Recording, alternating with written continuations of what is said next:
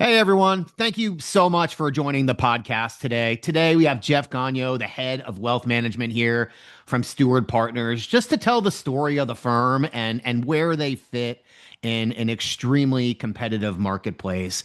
In my opinion, they're one of the best kept secrets in wealth management, even though they're not much of a secret anymore, and just truly have an amazing story. They started in 2013 and are now an RIA with north of 45 billion in assets under management and are a top 10s Barron RIA in the industry that give Breakaway advisors the independent that they're looking for with the support and ease of a W-2 channel. And I don't think a lot of financial advisors know that this type of firm exists out there. So, Jeff, I really appreciate you coming on and just telling a little bit about your awesome story. Thanks, Corey. We appreciate it, and we appreciate all the listeners out there as well. I know we caught up a little bit before the podcast, and I learned that you were one of the first people at Steward. I know you joined early in the process in 2014. Can you just talk to us about, your prior experience and what led you to the Steward and independent movement, even before it really got hot and got started? Yeah, thanks. Yeah, I am one of the founding partners at Steward. I got the scars to prove it, and I will tell you, it's been the joy of my career and an amazing journey.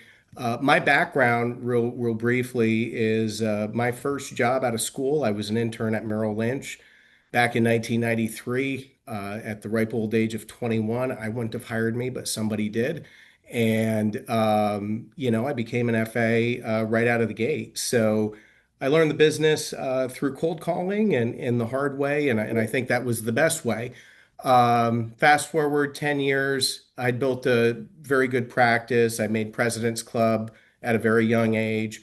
And they tapped me to start coaching and training all the new people at Merrill. So I joined that program and had a eye on management.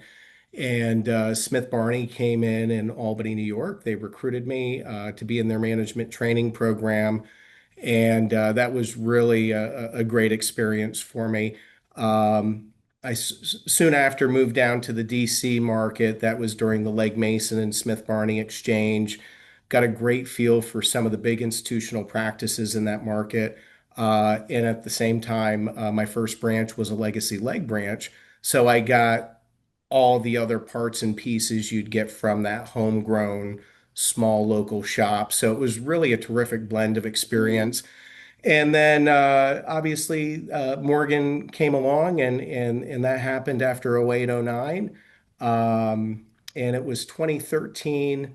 I was doing great. I had the top ranked branch in the country at Morgan based on their metrics at the time.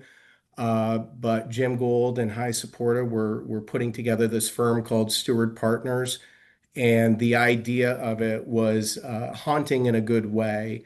You saw the business really moving out of the wirehouse space with a big drove of people moving to the independent and RIA area, and um, and it was something that made a lot of sense to me. It was, I call it jumping off a cliff, eyes wide open. There wasn't a recruit package for me.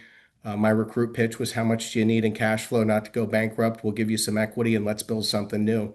So it was very exciting. I think when I joined in May of 14, we had three advisors at the firm. I brought two with me. We doubled that day, and we've had an eye to do that ever since. And so it's really taken on a life of its own. That's awesome. It's really been fun to see what Steward Partners has turned into. I remember when I was recruiting at two like top independent broker dealers when I first started hearing the name, and I just kept losing all these different opportunities. And I was like, who is Steward Partners? And I started looking it up. And that's when you were kind of like smaller in your infancy, and now what you are where you are today. Can you kind of just talk about where the assets were when you first started and where you are today in terms of Yeah. asset level and advisor count? Yeah, when I came on board, we only had three advisors, so we were sub 500 million in assets at the time. And gosh, I remember like our second year in, we crossed over $1 billion, and we thought, oh my God, we've arrived. And we were just not even knowing how to get started at that point. But We're pushing 50 billion today. The idea when we started was there was a gap in the industry between independence and the W-2 model, and we really wanted to bring on board a fully supported independent opportunity. And when I left Morgan, I called it great firm, but I called it being sick and tired of being sick and tired of working for a shareholder. So our model was, hey, let's get everybody on the same page. Let's get everybody in the same boat, rowing in the same direction. So we were really targeting the million plus breakaway advisor with 100 million or so in assets, mostly advisory. And we had a vision we could be a $10 billion firm in 10 years with 10 offices between Albany, New York, DC, New York City to Boston. And we were really catering to um, that wirehouse advisor that wanted their business back, wanted a more entrepreneurial feel to what they can do and how they could do it to really serve the client. And that also helped us launch our RIA, which started in 2016, actually. That's awesome. So, what do you think has led to? I mean, number one, did you expect this rapid of growth inside of the Steward platform when you first started this thing? And I mean, what do you think your secret sauce is, as I mentioned in the intro of this podcast, and just a super competitive environment? I mean, what has made you so successful? I always start with the people. When we started Steward, we wanted to listen, metrics matter in the business, but we wanted to get away from a metric business. We wanted people to feel like they mattered as a human being and not just an FA number. And really, the equity piece of what we do, I think, brings all of that together. So everybody at Steward is an owner. Everybody has a voice in the firm. We're very transparent in what we deliver and how we deliver it. So I would say if you're out there and you're looking for somewhere that maybe felt like it used to when you first started in the business, we've attracted a lot of people from legacy AG Edwards or Legg Mason or Wheat First. But it's people that want to have control of their business again. They don't want to be in conflict with the firm they work with, and they actually want to be a part of the growth experience that happens across the board. So I think a lot of it's about ownership. I think a lot of it's about experience, and we have a terrific culture that's come together as a result of that alignment. Yeah, I think it's a great offering. I mean, we're working on an opportunity together right now, and they have just really loved the flexible culture at their firm. And we'll talk about this later in the podcast, but prior to having the conversation, they really thought they had to make the decision, make a move to a W-2 firm, lack of flexibility, over, really heavy compliance, a lot of compliance friction, not being able to make local decisions, or kind of making the move to the independent channel, having, a ton of flexibility and, having to do everything themselves, which they weren't really quite wanting to do either. And, kind of found this perfect in the middle, with Steward. And also another thing that I found really attractive helping open up multiple offices with Steward. You're very aggressive. If a financial advisor, wants to open up their own office in an area where there's not an office, I think you've done a really great job at being aggressive and helping them open up their own office, instead of going into, a 50-person type of branch, which maybe they may not want to do again at that certain point in their career.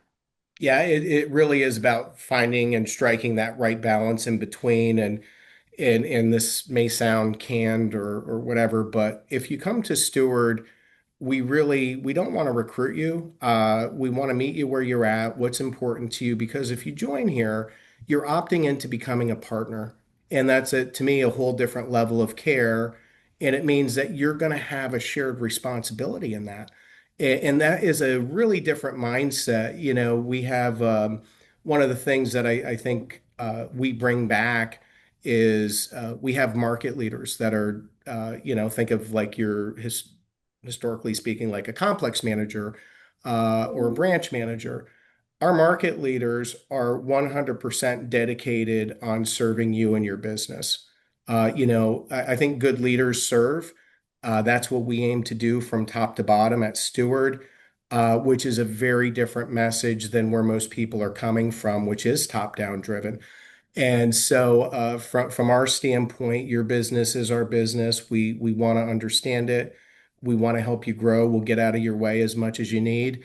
But I think having that local presence and being in an office environment that you want to come into every day really matters. And the other thing that happens when we open up a new office in a new market, number one, we got a ton of experience. So we do this turnkey. We've opened up 80 offices so far.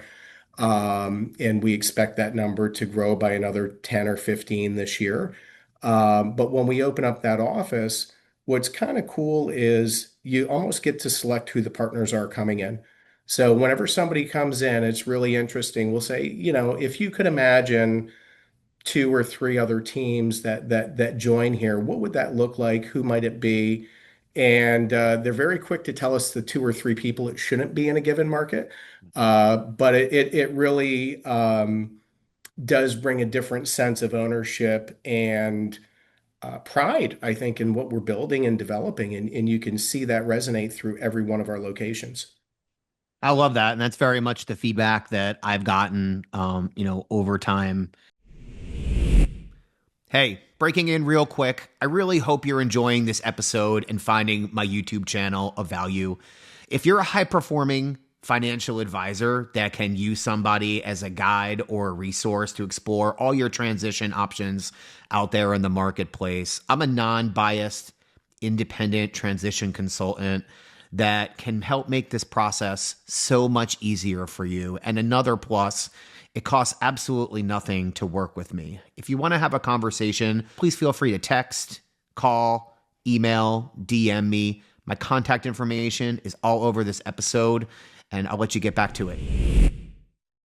Let's talk about what I was just talking about, prior. When in the beginning of my podcast, I didn't mean that Steward was a best kept secret in terms of people don't know who you are, because I think a lot of people, know who Steward Partners is at this point. But when I'm talking with financial advisors and they're first starting their due diligence, I think there's a lot of misconceptions around, W-2 and 1099. And when people are thinking about breaking away and they're going to, put it all on the line to make a move to another firm, I think a lot of people say, if I'm going to make a move, I want to make a move all the way independent. I don't want to make a move to another W-2 firm, big brother compliance, comp changes every year, not owning your business and having to compete for it if you leave again. And then also on the other side, you have the independent world where you have ownership and independent autonomy and a lot of benefits there, but you're also responsible for running a business and you don't really have the ability to just kind of go to the office every day, take care of your clients and go home. There's other responsibilities, and it's not two polar opposites. There's W-2 firms that can be independent, and I think there's a humongous, middle ground there that I think increases every single year where financial advisors can have the independence, autonomy, decision-making power, but they don't necessarily have to take care of, the day-to-day operations. And I definitely think Steward falls in there, and you were one of the original people to offer that. So can you kind of talk about where you fall in the spectrum? Yeah, like I said in the beginning, I think we filled a very important gap in the business, um, because what we sought out to do and what we still are doing today is to create a full service independent partnership. And there's a lot that's baked into that, right? So yeah, we have a traditional W-2 model where the advisor, it's a W-2 based deal like you'd see at any other wirehouse firm or competitor out there. And it's a straight 50% payout. It's a flat grid. There's no gimmicks. There's no uh, different structure around discount sharing or household size. We're going to treat you like a business partner. You're going to choose the right type of clients that fit for you. And we're completely agnostic in how you get paid. So I think that takes a lot of guesswork out of that part of it. And then we approach compliance and risk in a partnership format. Every single person at Steward is an equity owner. Our chief compliance officer would say one of his top jobs at the firm is helping drive growth. You won't hear that at other firms. And so we are really open. We have a very flexible model, as you mentioned earlier. We are an RIA firm, so if you want to just put the seven aside and focus on that, you have the ability to do that. We've become a multi-custodial firm. We are a leading RIA, like you said. So we've really given people maximum optionality and a common sense approach to doing business. A lot of our advisors want that compliance support. They want to know they're staying in the guardrails. They don't want the risk of it. And when I compare that to a 1099 option, I think what gets lost is people want to do the 1099 because of all the tax breaks. But I would argue, what is your opportunity cost of the energy and effort that you mentioned earlier of actually putting time in running the business versus building it? And the three things that have always been an issue, especially as you're growing in our business, are the cost of compliance, the cost of technology, and the cost of legal. In those things, in benefits, if there could be another item, those things continue to ramp up and become more expensive. And I think what we bring to the table is really an infrastructure and a solution to solve problems at every level.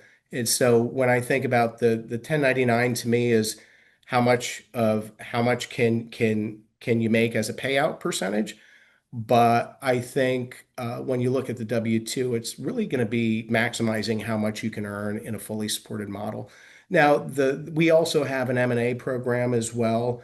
And I think what gets lost in M&A is if you sell your book of business, you've sold your identity, you've sold the way you've done business, you've sold all of those things that have made you unique in your brand. And even then, the reason people are choosing Steward from an M&A perspective is if you come over here, you don't need to change your branding. It'll stay at Steward Partners at some point. If you like the model portfolios that you're running, continue doing it. And if you have sold your business, but what you're doing is you're exchanging a big piece of that in equity in Steward, which is going to be the basically the engine that's going to help you drive and build wealth faster than you ever could on your own. And that's always been the secret at Steward, which is the equity story. Your growth is our growth is your growth, and you get that multiplier effect that you can never do in your own entity or single practice. So at the end of the day, it comes down to dollars and cents, and we have a life cycle opportunity in all of our recruiting packages. Whereas a W-2, you can still sell your book internally down the road, create that long-term capital gain opportunity. But you can come in every day, focus on doing one thing, taking care of your clients. And that is powerful. Yeah, and I mean, the upfront economics are extremely attractive. The ongoing economics, being a partner in the firm is something we're going to dig into, later in the podcast as well, is extremely intriguing. I think it's really important for a financial advisor in this process before they start looking is just to really identify what their version of independence is. Okay. Because as you can see here, through an offering like yours, I think a lot of financial advisors only think that through a 1099 option, that's the only way that you can podcast. That's the only way that you can get access and have choice with a multi-custodial platform. It's the only way you can really get equity in an organization. And inside of your platform, you're a W-2 firm that, gives most of the optionality that financial advisors want when they're looking to go, independent. So, I think Yeah. a lot of financial advisors think you need to make that leap all on your own and do all those things yourself to be able to get those benefits where, that's where I really think that your platform is a really unique one in the industry because you can get all of that optionality and the support of a full service firm. Yeah. And I'd say it goes beyond, basically what the experience you're going to get at a normal W-2 firm, meaning one of the big four. And, we're still a very small firm, right? We're about 300 advisors. We're very excited that we've grown from less than 500 million when I joined to 50 billion plus today. But we're still small. We have enough size and scale where we can negotiate good deals and have resources and a tremendous infrastructure, but we're still very small and nimble and can make a lot of good common sense decisions. So, like I would take our marketing and media offering and put it up against anybody out there. We have people doing anything from writing books to podcasts, being on CNBC, white papers, you name it.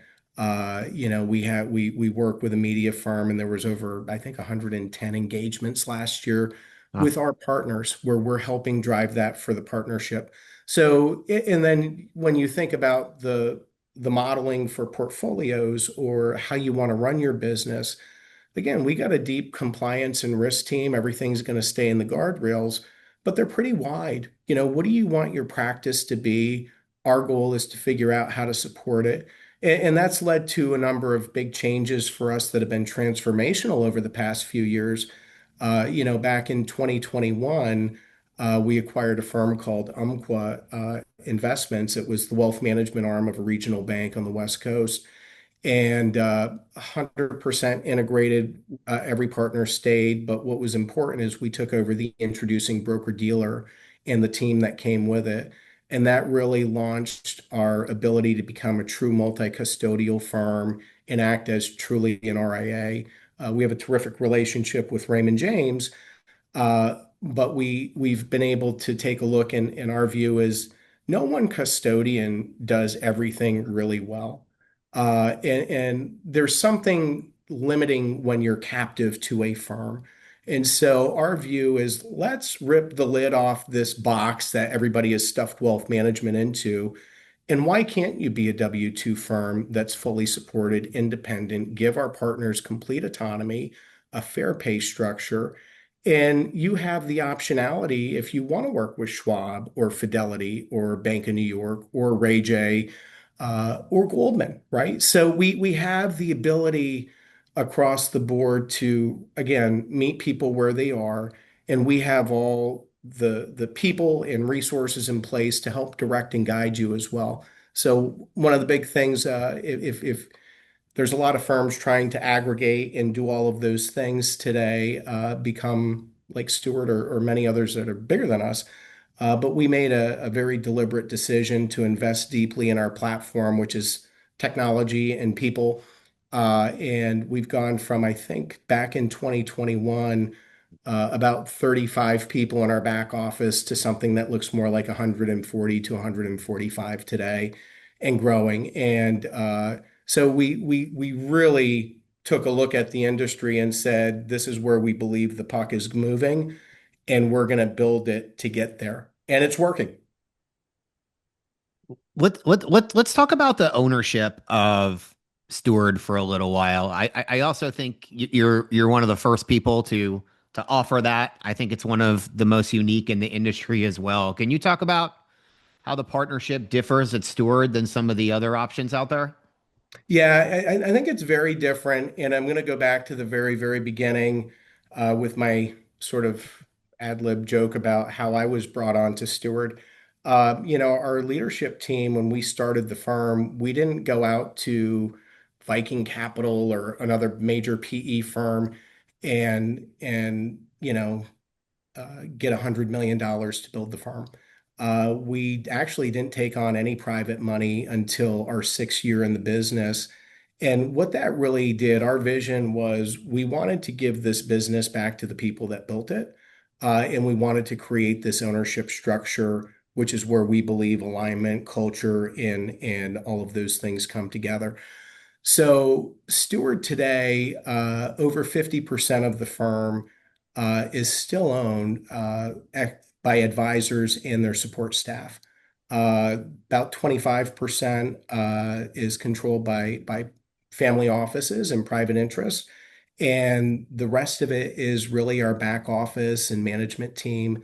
that fill in the blanks. So we are still 70% plus employee owned firm, which is, I think, very different. We just did a deal with Ares as an investment partner. It's more of a private credit structure with a little bit of ownership, and 100% of all the money that's coming in is going to be going, or nearly 100% will be going back to all of our partners in the form of a tender. And what's going to happen, it's actually going to increase the amount of employee ownership versus the other direction. So the equity, I think, in a nutshell, brings all of that back to center and the core of what we envisioned and wanted to do. We've stayed very true to that. The equity, as I said earlier, every person at Steward is an equity owner. Most people with equity, either you have to buy in or it's for advisors only or key people. You could be the receptionist, you could be a transition assistant, you could be an ops specialist behind the scenes. Every single person has a piece of the equity ownership. And the other thing we did day one is we said, you know what, each year we're going to pay profit sharing or a dividend based on the positive cash flow of the business. So I think this is going to mark 10 years in a row that we've done that. It continues to increase and accelerate as we do.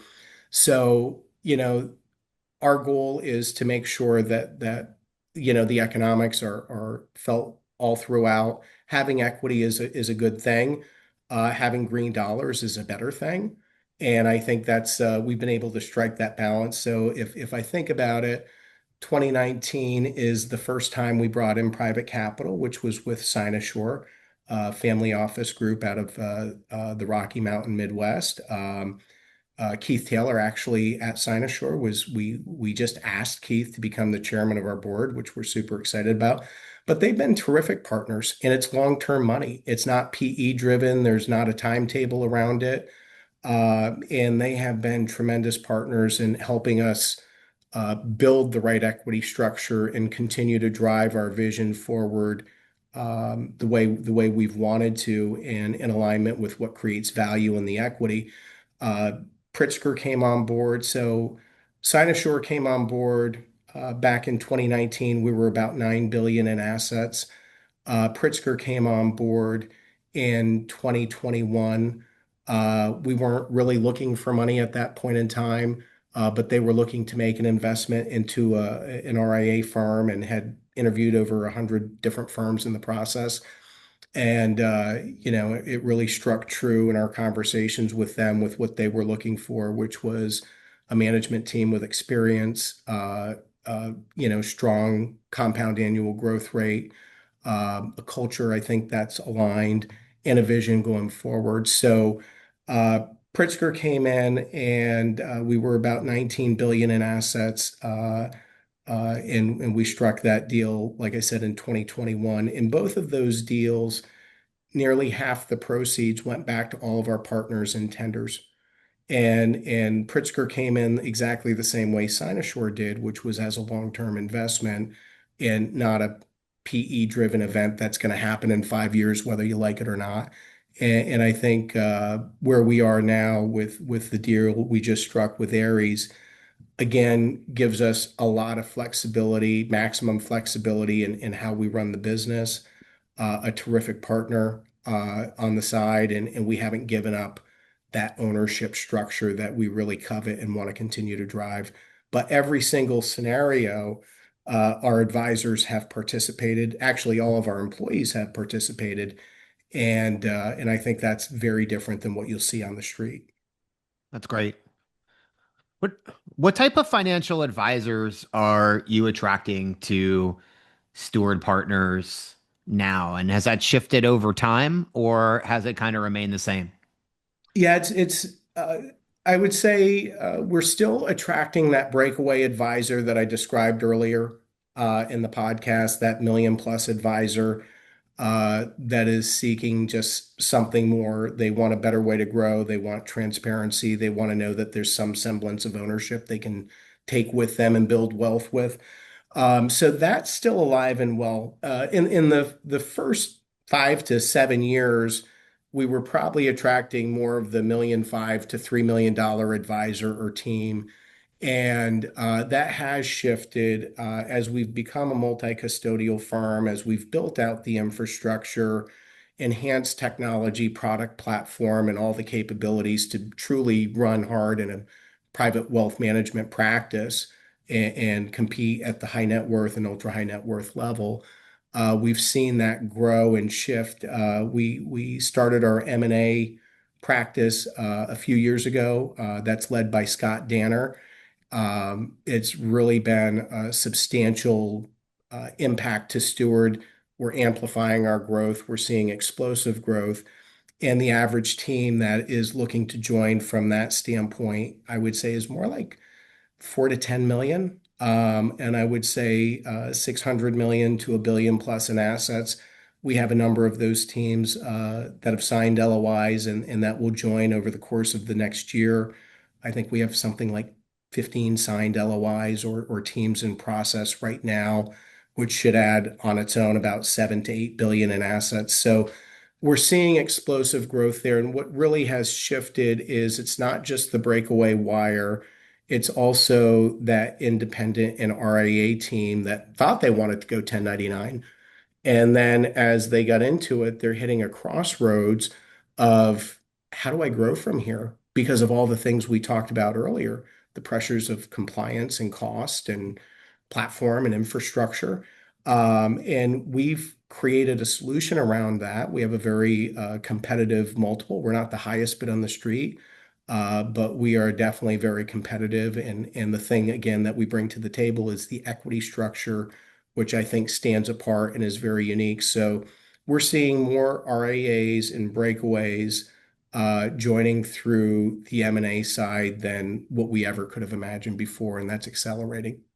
Yeah, I was really thinking you were going to say that, just considering with how independent your platform is. We speak with independent advisors all the time that just kind of wind up being victims of their own success, even in their 45s or 50s. A lot of people think that most people sell their practice when they're 65 years old and they're a couple years from truly retiring, but it's getting to be younger and younger financial advisors that they've built this extremely successful team, multiple financial advisors, 4, 5, 10 staff, Yeah. and they wind up becoming, the CEO of a company instead of a producing financial advisor and building relationships, which they, originally loved doing. And they've kind of strayed away from that a little bit. So this plugging into a solution like yours still gives them the flexibility that they're looking for, gives them the ability to take chips off the table and be able to partner with, a full service firm that allows them to outsource a lot of the headaches that have come with their success and like just be a financial advisor again, which is what a lot of financial advisors obviously like doing. Yeah, you hit the nail on the head. I think what the misconception out there is if you're seeking an M&A opportunity, it's about selling your book and succeeding out of the business. The average age of an advisor in our M&A channels 46. Wow. It's not 64. And the reason is exactly what you just said. People are choosing this model because it's unleashing them from all the burdens that they have in running that business day to day. They're the ones that built the practice. They are the most important person to get out in front to continue to grow it. So it's really about being a growth story. And when you think about uh, that advisor in their 40s or early 50s that's choosing something like Steward, most of them are not looking to retire in the next 5 or 10 years. But we have also an epidemic out there where the average age of an advisor is 60 plus. I've 10 years from now, this business is going to look a lot different. There's going to be 30 to 40% less advisors. We don't have enough new people coming in the business. And what we're doing in our M&A channel is really building a base and a next gen solution to be able to carry that business forward. So, for that advisor that is thinking about succession and they don't have a plan in place, we have the depth and scale to do that. And these advisors that are in their 40s, yeah, we want them to continue to grow their own practice, but we also want to help feed businesses to those people as those opportunities come along. And we've actually done it. And I think that's the big thing that people hear out there but never see. We've realized that, and it's a big focus of our growth. That's awesome. I mean, the amount of flexibility and the pivots you've made over the years have been really, really impressive.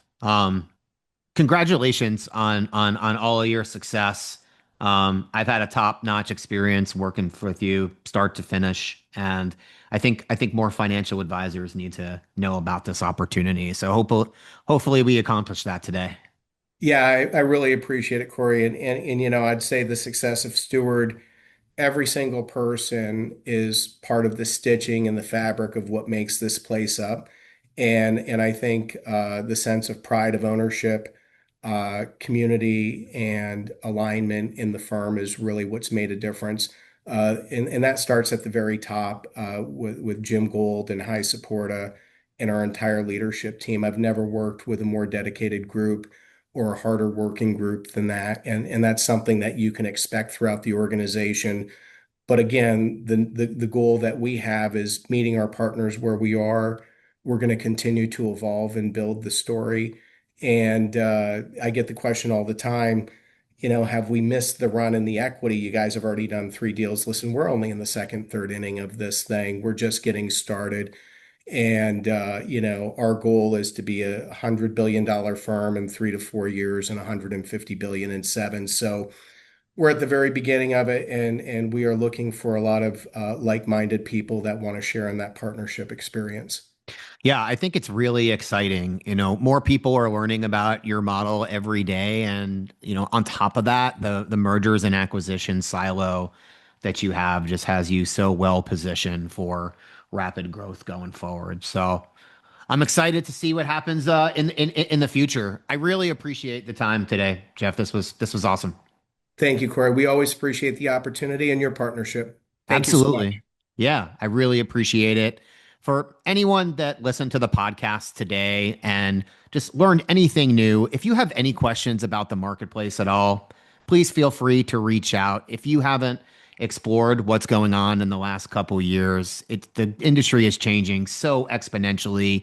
We could just really help give you a really high level, broad stroke in terms of what else is out there. There's new opportunities popping up every single day that could potentially be your version of utopia out there. And if you have any questions, please reach out to my website, corey.whalen.com. We have tons of white papers, case studies, and other videos from financial advisors telling their story, most likely from the firm that you're potentially considering leaving, talking about what life is like on the other side. So thank you so much, Jeff, again. And I hope you have a great day. Thanks, Corey. You too.